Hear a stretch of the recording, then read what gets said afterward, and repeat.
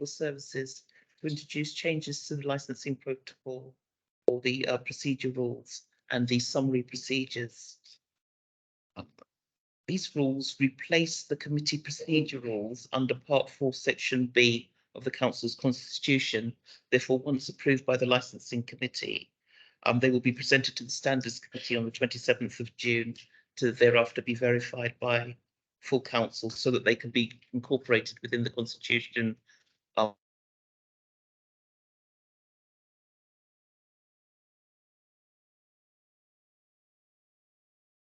The reasons for the decision.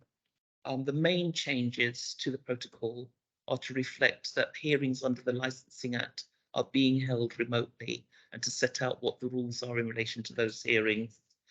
The second major change is to introduce a time limit for oral representations before the subcommittee to ensure that the hearings don't overrun. And the third main change is to change the order of the speakers on applications so that the applicant goes first. The legal background is set out in the report, but as you will recall, in 2020, during the pandemic, the government introduced legislation, the Coronavirus Act, and regulations that enable councils to hold meetings remotely. And just before those regulations were to come to an end, there was a challenge in the courts to clarify whether or not any of those meetings could continue remotely. And the decision of the courts was that they couldn't, that hearings under the Local Government Act had to be held in person and holding them remotely was only a temporary measure.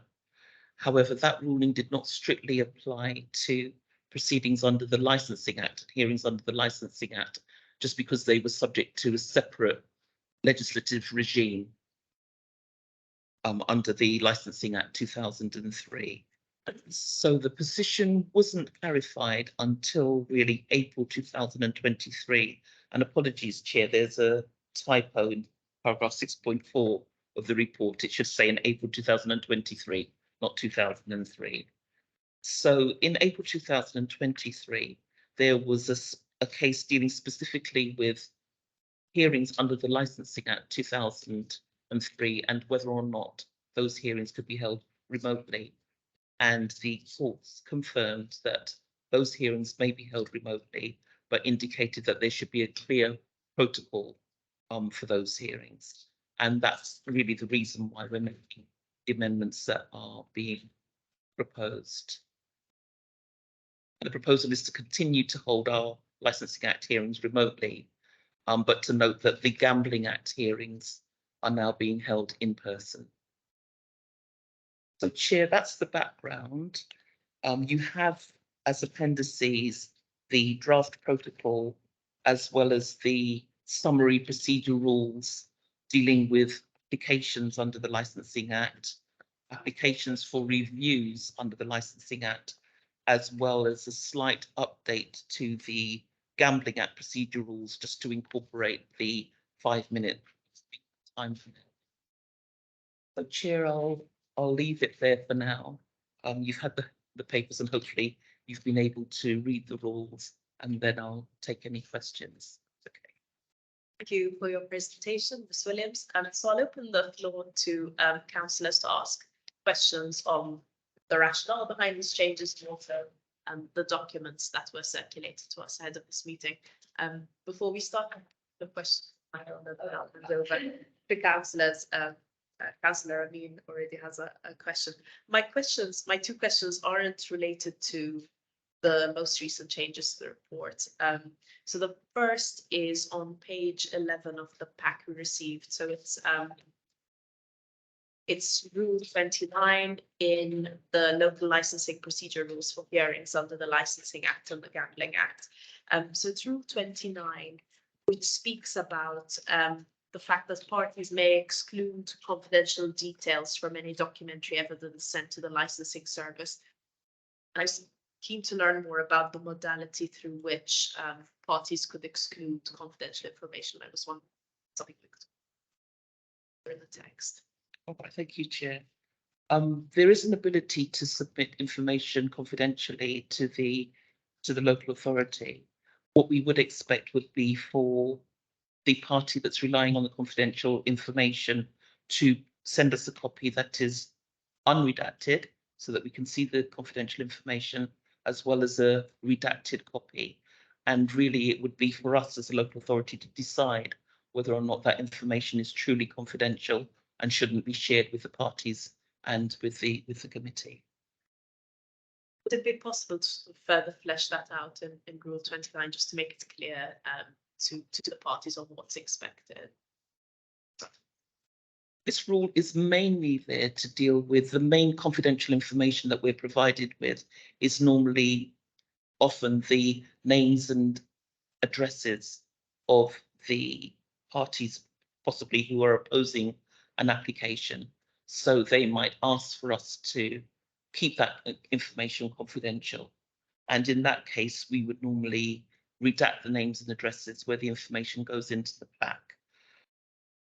That information can only be kept truly confidential if there is a threat to those individuals, if their addresses were disclosed.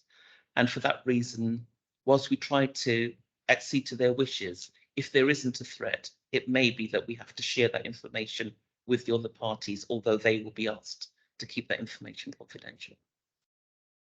Thank you, Ms. Williams. I just have one final question. Yes, Councillor West. Okay. Can we change the wording then, just to say, then the party may request that such details are kept confidential? Because the wording of that suggests that it's completely up to the party to decide whether it's confidential. And I think if I've understood you correctly, then you're saying that if it was me, I could say I'd like my name and address to be kept secret. Your decision as the legal officers whether that would be appropriate or not. Yeah, it's normally the licensing. Sorry. Yeah, so I think if we could just change it to say something like the party may request that information is confidential. This wording of the objective would be completely up to me. Yeah, I have no issues with that. I'm trying to think of this situations and circumstances where that would actually come into play, because obviously within the process itself, all any communication has to come in within that 28 days of the consultation period. And maybe the only other instance where I can think this may arise is if the police were objecting to a personal license applicant who has got a criminal record and may want to have his convictions not shared in the public, and we would do those in private session anyway. Those wouldn't, the documents wouldn't go out into the public at all, so only the members of the committee would be able to see those. I think my request was firstly sort of reading this. I found it difficult to understand how it would work in practice. Okay. Flesh 29 out a bit more. It's on the same point. Point, because we're opening up a can of worms here. I think the idea that we don't guarantee to somebody. Cannot speak up a little bit. Yeah, if we don't guarantee anonymity to someone who asks anonymity. That means it's a discouragement for a lot of reasons why in various aspects of legislation and procedures, etc. We do guarantee the anonymity is in order to prevent people prevent the situation where people are feeling scared or they don't want. It could be all kinds of things. I mean, let's see, but the chief whip here, if as a member of the Labour Party, I want somebody who happens to be a Labour Party member next door to me, for example, but I don't want to know that the other kind of thing, and then I would rely on the officers whether they will say it or they won't say it, that my name won't be, kind of thing. And I would be grateful if you could bring me, if you know what is the general situation with other local. Are we going to be like everybody else that's got the same rules, or are we going to be out on a limb?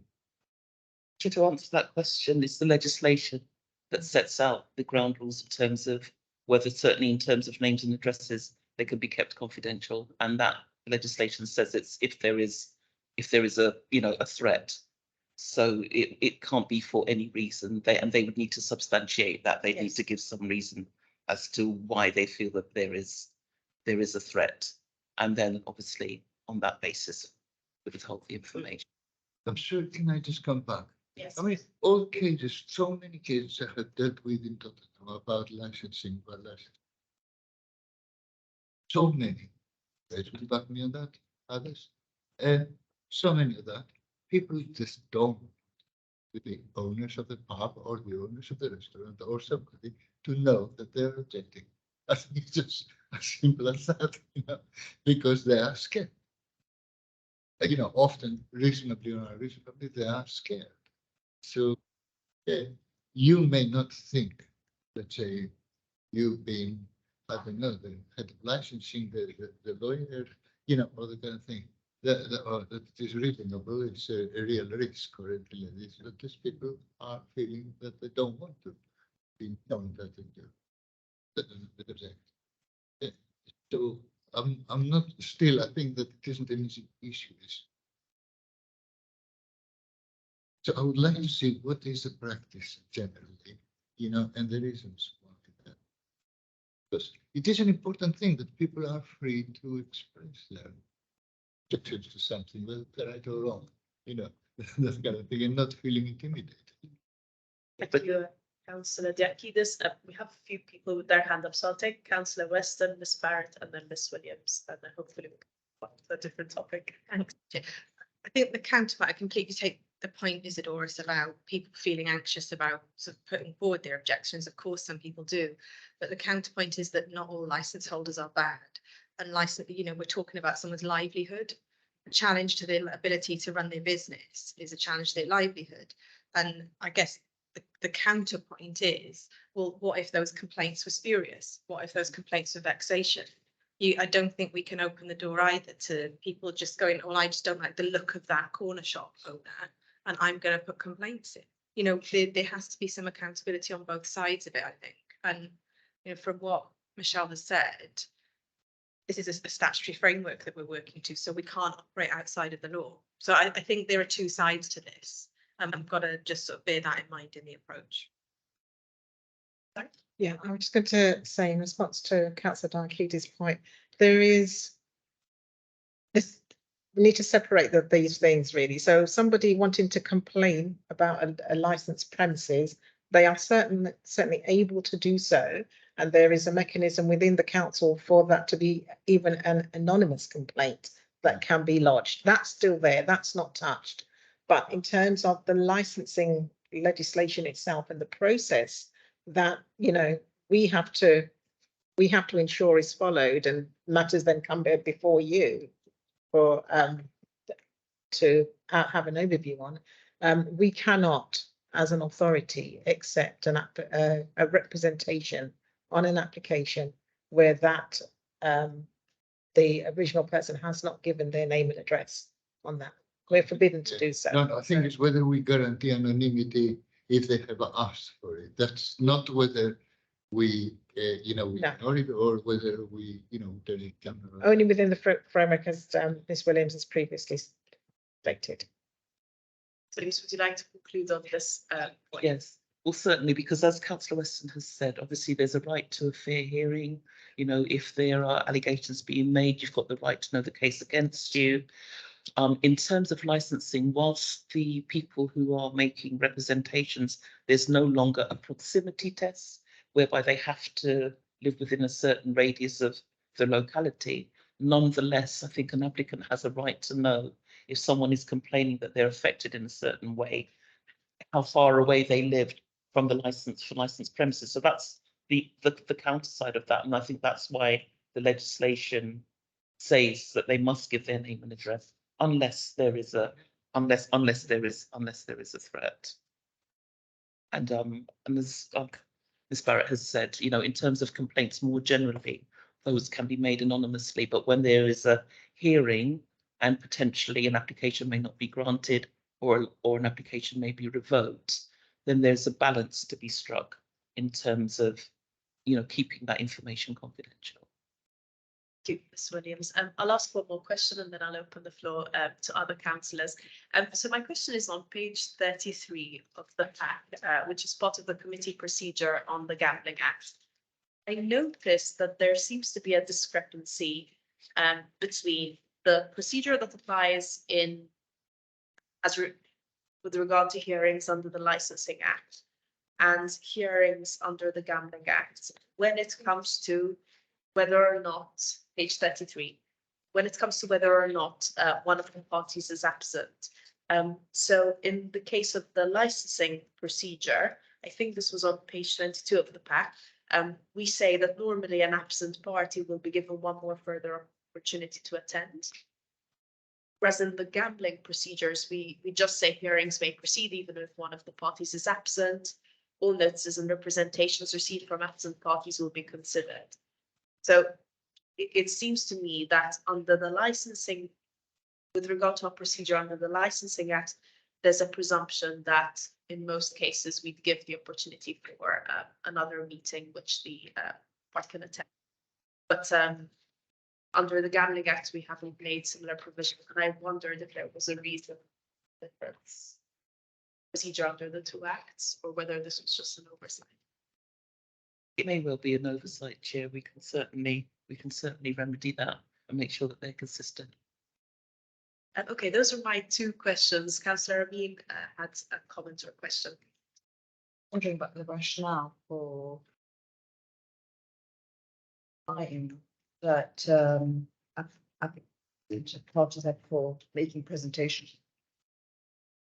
And it says here as general rule on page 27, each party will be given a maximum of 5 minutes to present their representation, which will be extended and chaired. I just felt if this was like you did, amount of information you wanted to get. That's actually, you know, if 5 that 5 minutes isn't enough really if you're trying to get that through. So I just wondered about changing that to maybe maximum of 10, and it's up to the chair to provide other opportunities to answer all the questions. But 5, it seems to me, is very, very short. I mean, you could do it 5 and 5, but it just seems to be to present everything in 5 minutes is a really difficult act. So I was actually asking similar questions before this meeting, and it was brought to my attention that most other councils have a 5-minute time limit in their procedures. So this seems to be the norm, but the chair does if the party presents justified reasons why they need more than 5 minutes, the chair has the discretion to extend that time. And I think the concern is that we have a guillotine where we need to end. Yeah, and so if people speak at great length, it's very difficult to finish the meeting. But we can exercise our discretion when there are good reasons to extend. And also, the parties have time for concluding remarks, and there isn't about taking a time limit. So can I? Sorry. Before. Yes, I can answer to that. So before there were no time limits, and if you had an application that had lots of representations made, those meetings could be quite lengthy and could end after 10 p.m. So it was to, I think, regularize that and try and keep the representations to a minimum, remembering that also the applicant has put in their application, the representations have been put in writing. So people are really summarizing, and the applicant will be addressing the representations that have been made. In these types of hearings, normally there's a dialogue going on between the applicant and those making representations. So a lot of the representations, by the time you actually get to the hearing, they have been significantly reduced. And the legislation actually requires the parties to be given equal time.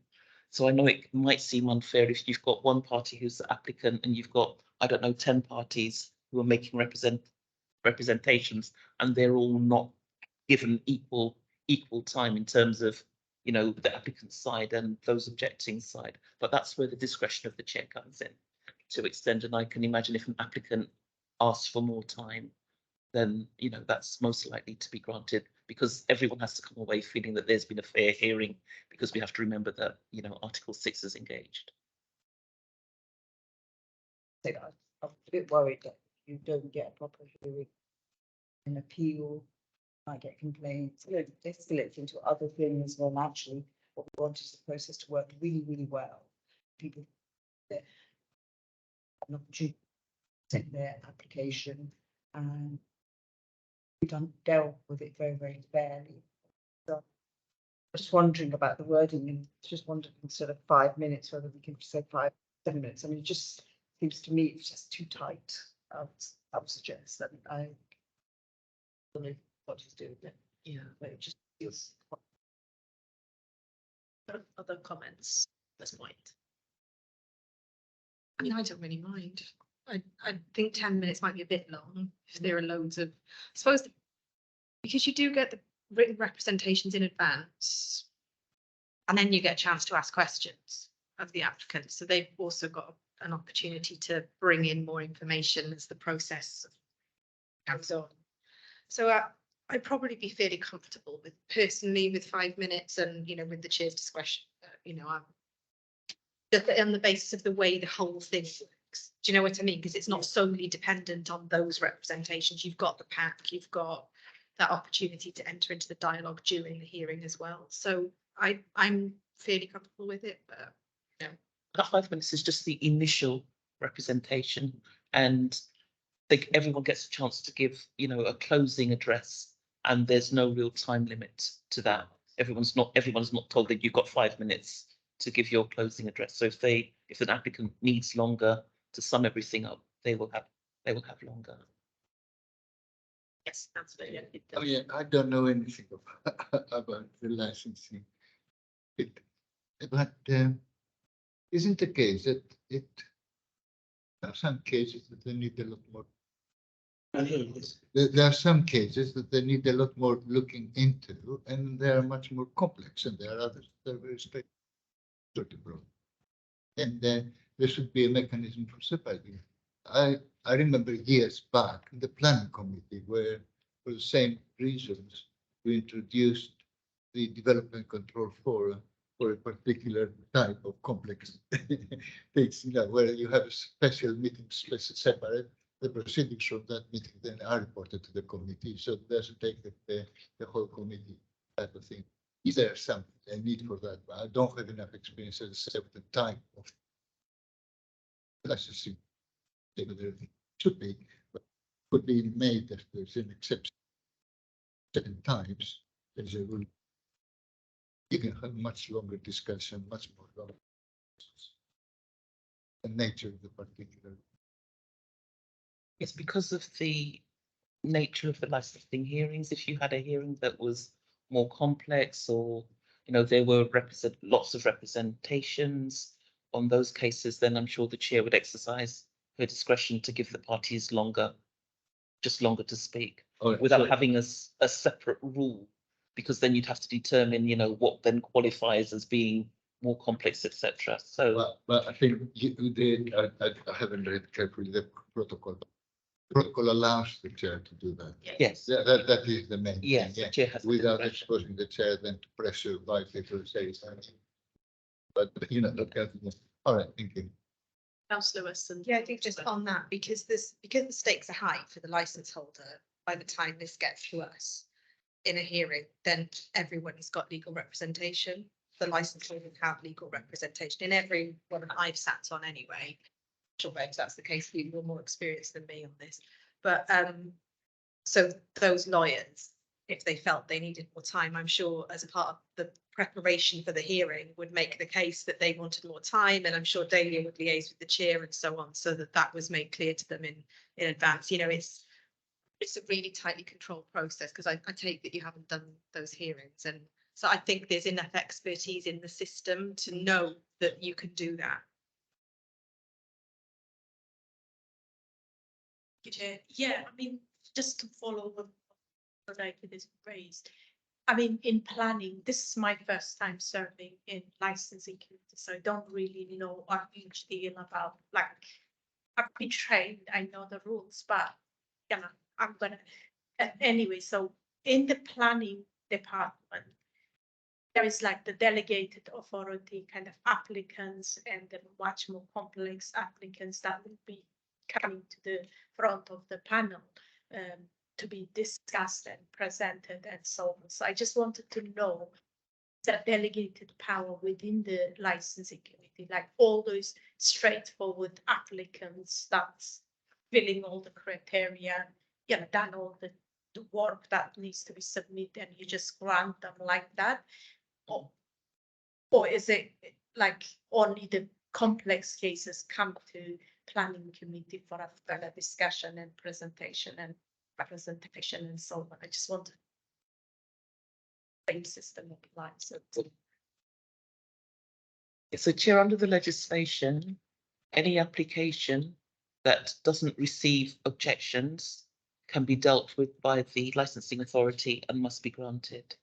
Where objections have been received and they cannot be ameliorated and agreement reached, then they have to come before the licensing subcommittee. Reflecting on Councillor Diakiti's comments, I was wondering if potentially one way we could reflect the fact that some cases are more complex than others is that, sorry, on page 14, so rule 49,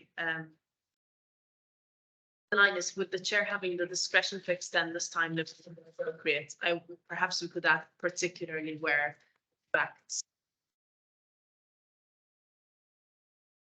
Just pardon? I said appropriate coverage. Yeah. But just to give some cover for the fact that we're acknowledging that some cases are. I could give that as an example. Yeah. Or in those cases, they could request in advance if they could have 10 minutes of work. I think yeah, I think the assumption is that they're going to ask the chair. You don't want to avoid lawyers contacting the chair directly and lobbying. I think that would open a bit of a risk of putting the chair under quite a lot of pressure, potentially from people who are very experienced in that kind of process. So, Yeah. In that case, it makes sense not to. But that the And also, Chair, the summary procedure rules have been amended to reflect that in normal circumstances, the parties will be given 5 minutes. So all of the parties will know that in advance. And so if they require more time, then they would know that you have the discretion to extend it and that they can make that request. Thank you, Ms. Williams. Are there any other comments? Councillor Rice. Chair is not particular on this subject. It's only comment on page 8.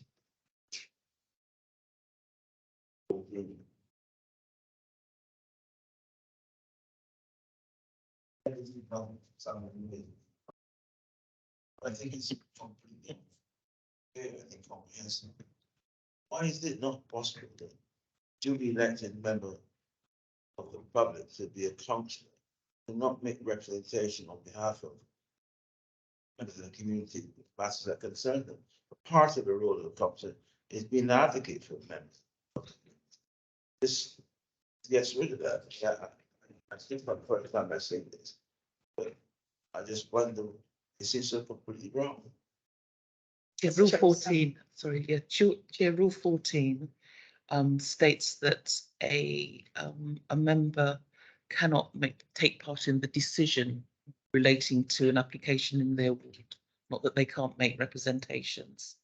Obviously, if they were to be making a decision and the application was in relation to premises in their ward, there may well be a conflict, and there certainly would be and possibly an allegation that there or the appearance of bias. So that's why that rule is there, so that a ward councillor is not deciding on applications within their wards because they represent the residents, and you may well get a challenge that obviously, you know, especially if the decision went against an applicant, that they were biased because of that hat that they wear in terms of representing the residents.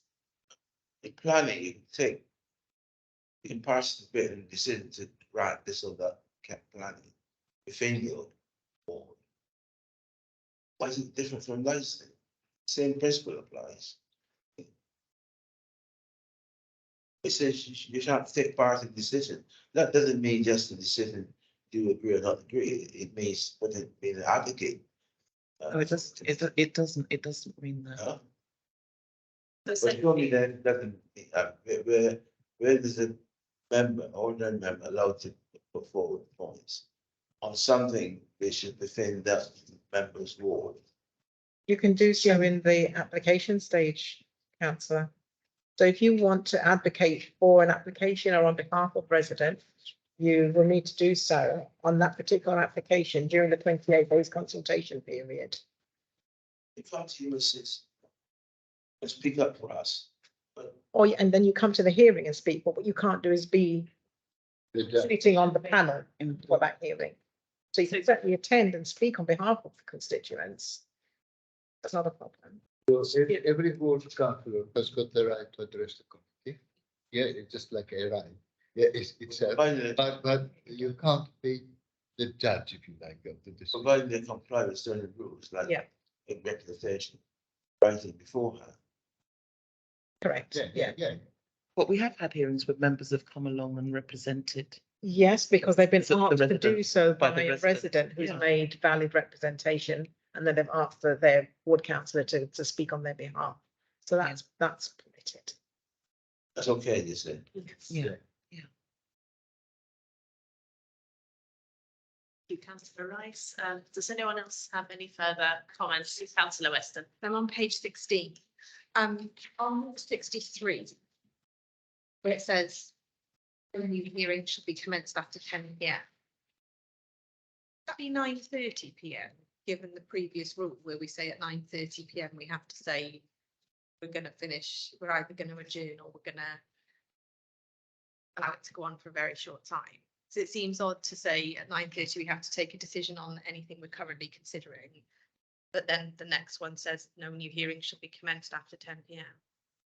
This is consistent with the committee procedure rules that no new hearing should commence after 10 p.m. So if you're already in a hearing, conducting a hearing, you can continue, but you can't commence a new one after 10 p.m. And I understand it just seems inconsistent with rule 62, which precedes it. because 62. At 62, we're saying at 9:30 you have to take a decision on you're going to adjourn or just finish within a short time after 10.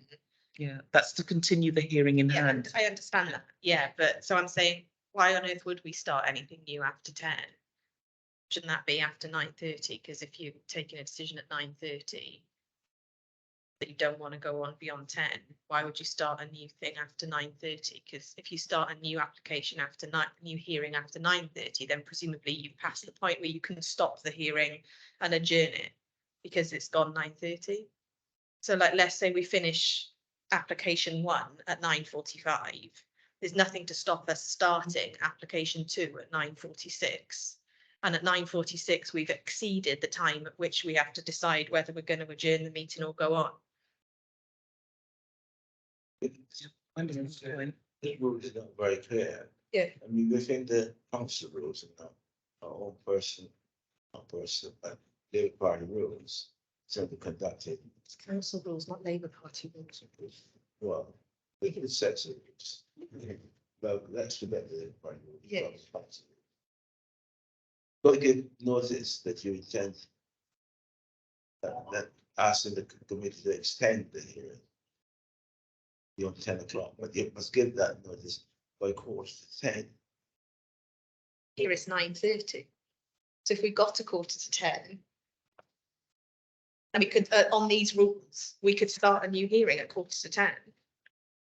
And we wouldn't be able to, on this we could, on reading these two rules together, we could. It probably makes sense to what can. Clear. 9:30 is, it's also in line with the first chair must. Possible can. Go until 10. Yeah, 9:30. Because it doesn't say from 9:30, it says at 9:30. So I think Sorry, no, go on. No, I think the proposal is for Rule 63 to conclude that no new hearing shall be commenced after 9:30. Yes, That's that. yeah, that could be amended. I think we all agree. My second point, still on 60, page 16, is just that the wording of Rule 67, it seems to be incomplete. It might just be the punctuation or it might be incomplete, but it just seems incomplete. It's incomplete.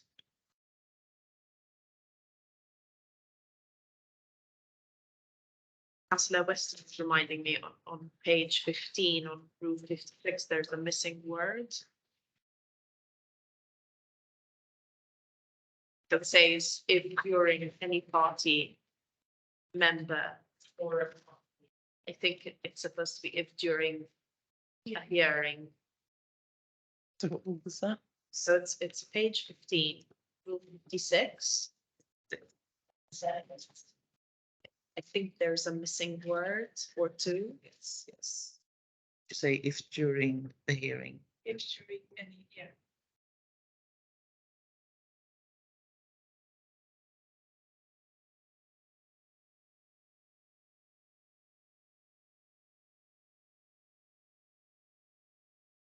Do we have any more questions or comments? No. So we've proposed a few amendments to these to the protocol and the procedure summaries. But I think if these comments are incorporated, what we now have to agree is whether we agree to the updated licensing protocol attached at Appendix 1, whether we agree to the licensing hearings procedure summary attached at Appendix 2, whether we agree to the updated licensing hearings review procedure summary attached at Appendix 3, and whether we agree to the updated Gambling Act 2005 hearings procedure summary attached at Appendix 4. So provided all the comments we've made today are addressed, do we agree? Yes, great. So in terms of next steps, what will now happen is essentially we are agreeing to recommend the approval of the protocol to the Standards Committee on 27 June 2023. And once the Standards Committee has approved these documents, they will go on to be recommended for approval by the full council on 17th July 2023. We will agree with that procedure. Yes. So there are no further comments. Thank you, Ms. Williams and Ms. Barrett for being with us today, and we can draw today's meeting to a close. Thank you. Don't get used to it. It's very useless. I know, I heard like after 10 o'clock, potentially meetings, so that must